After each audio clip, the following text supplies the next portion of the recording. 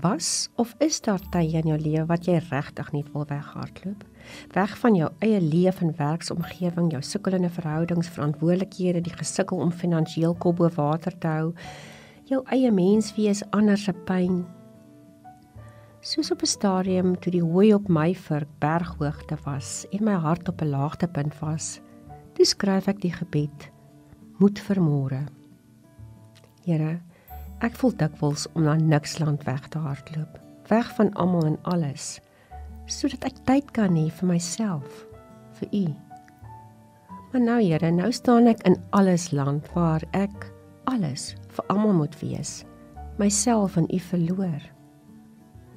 Dankie Vader dat U iemand is wat werklik verstaan, omgee en liefhet, veral in weghardlooptye.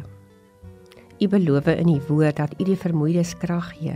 Ek is nou een, Here. Leer my om in U iemandsland alles te hanteer en gee my asseblief lewensvreugde vir al die môres van my allesland lewe.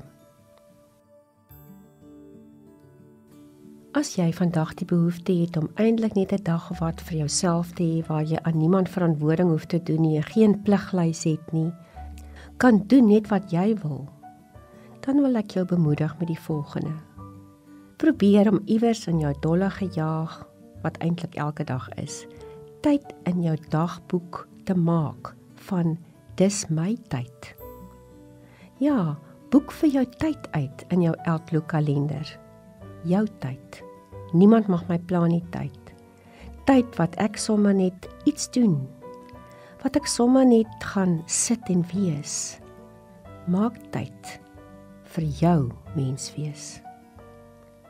Maak seker dat hierdie uitgeblokte stilwordtyd ruimte laat vir jou menswees, vir dit wat vir jou lekker is, en doen dit dan. Gebruik hierdie tyd om jou hart voor jou Vader neer te lê. Woorde is nie nodig nie, hy weet reeds. Jy kan maar net by hom opdaag. Laat toe dat sy gees aan jou mens wees, presies waar jy nou is, tasbaar en voelbaar raak. Wees stil by hom. Stil. Onthou, hy ken jou alles, het jou lief net soos jy is en waar jy is, en hy wil jou ook vandag met sy sagte, niks verwag miswolke toevou. Kom ons bid.